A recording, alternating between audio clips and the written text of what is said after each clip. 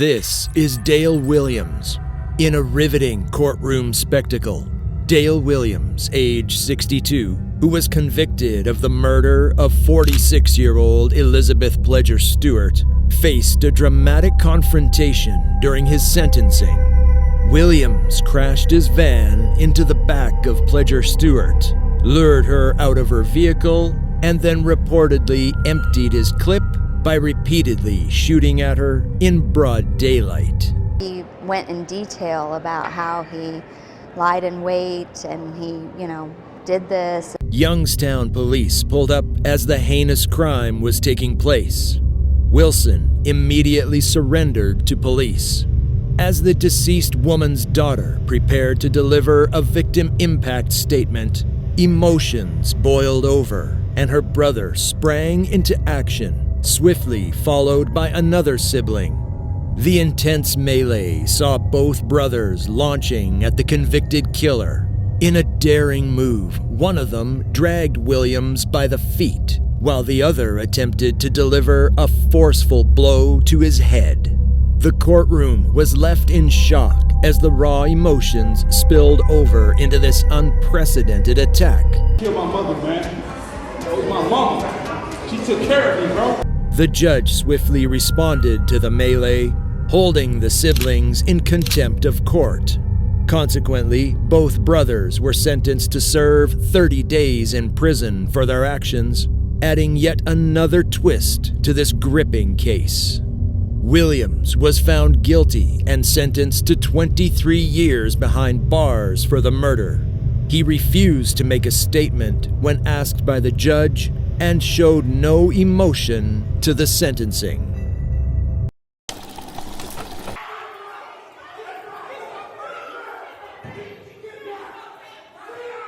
This is Tristan Jared Lamoreaux. The Cedar City man pleaded guilty to first-degree murder for the shooting of his wife, Misty Lamoreaux, in their home. He claimed it was an accident while trying to wrestle a handgun away from her in their apartment. The couple had been married for a year. In a highly emotional courtroom scene, Jason Wilson, the brother of the shooting victim, Misty Lamoreaux, confronted defendant Lamoreaux during his sentencing. With tears in his eyes, Wilson asked Lamoreaux, "I don't understand. Why did you do what you did to her? She loved you."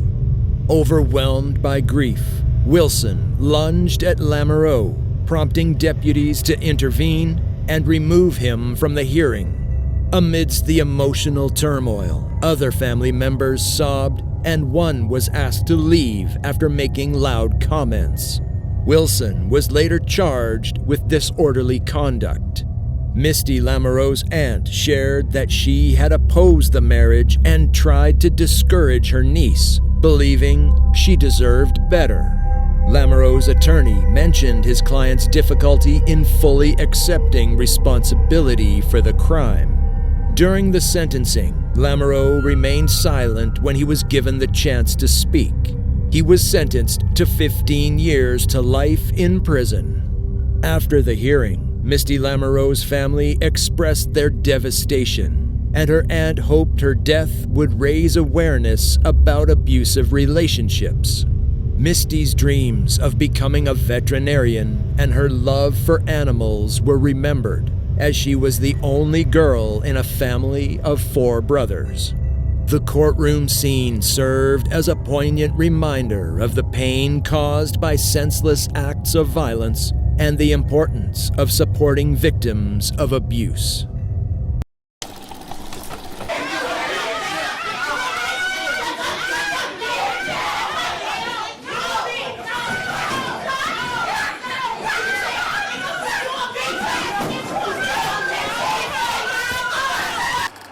This is Paul Wade. Paul Wade, 31, of Louisville, appeared in court for the double murder of Edward Lamont Smith, 26, and Alexis McCary, 25. According to the Jefferson County District Court judge, the 31-year-old suspect audaciously taunted the victim's relatives while being escorted past them as they observed the proceedings. That's our baby sister. Losing her, knowing that she was innocent, is what hurts the most. Chaos erupted as several individuals suddenly surged toward Wade, fueled by emotions running high. Amid screaming and shouting, some even attempted to climb over the public benches to reach him. Swiftly responding to the volatile situation, court deputies rushed forward to restrain them. Throughout the turmoil, Wade, clad in an orange jumpsuit and handcuffed, stood pressed against a wall, witnessing the intensity of the moment. The tense atmosphere underscored the emotional impact of the proceedings, leaving the courtroom in shock and disbelief. The judge hit the panic button and could be heard continuously yelling, "Help! Help!" as she summoned additional officers to attempt to keep the courtroom fight under control. A horrified teenage girl sat next to her, and the judge subsequently explained that she was an 8th grade student shadowing her because she aspired to be a judge one day.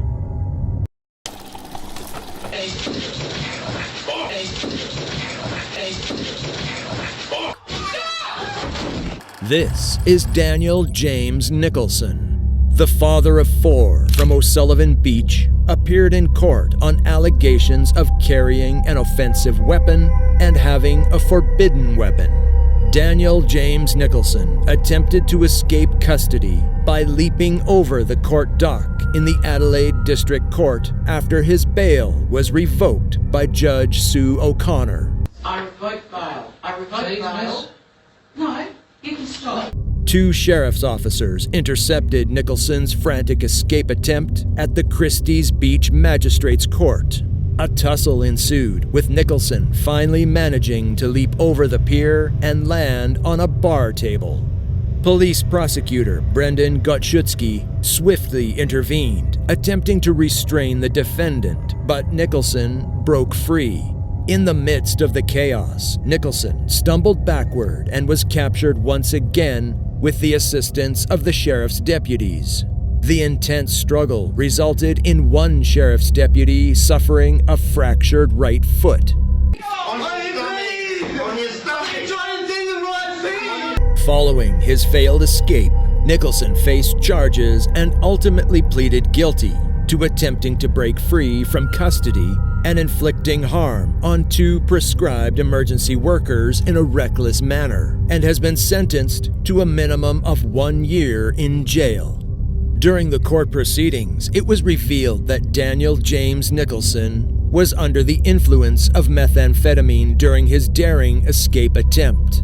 The defendant admitted to feeling overwhelmed when he learned that his bail had been revoked, expressing that he believed he was only appearing in court that day and expected to return home to be with his son. In his statement to the police, Nicholson described his actions as stupid and expressed remorse, clarifying that he had no intention of causing harm to anyone during the incident.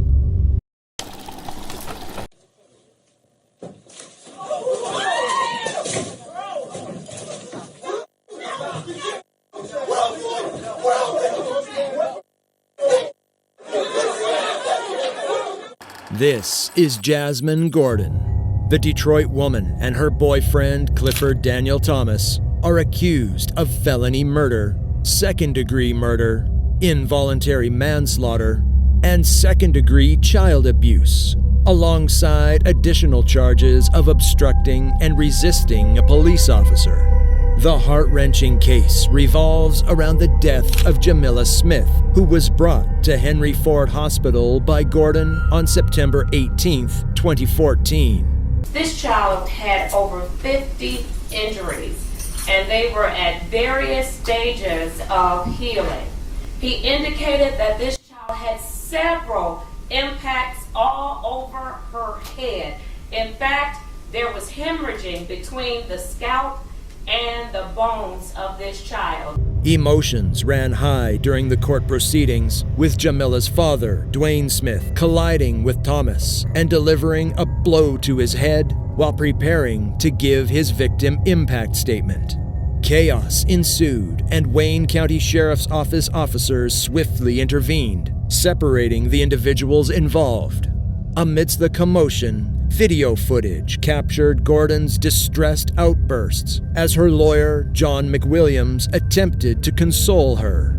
Reflecting on the tumultuous scene, Mr. McWilliams described it as pretty scary, but expressed relief that no serious injuries occurred. In the latest developments, both Gordon and Thomas were found guilty of involuntary manslaughter. Notably, no charges were pursued against Dwayne Smith, as the judge declined to hold him in contempt of court. The medical examiner testified that the injury to the child's pancreas occurred approximately 7 days prior to her death. He indicated that the injuries that this child has sustained, she would have been in a lot of pain, and that her health and her ability to move around would have deteriorated greatly prior to her death. Gordon received a sentence of 7 to 15 years in prison for involuntary manslaughter, alongside 14 to 25 years for first-degree child abuse as an aider and abettor, with both sentences to be served concurrently. Thomas, on the other hand, was sentenced to 6 to 15 years in prison for unintentional homicide and an additional 1 to 2 years for resisting and obstructing a police officer. Thank you so much for tuning in. As always, we'd appreciate it if you liked this video, and please don't forget to subscribe to the channel and hit that notification bell to stay up to date on all our future videos. We'll see you in the next one.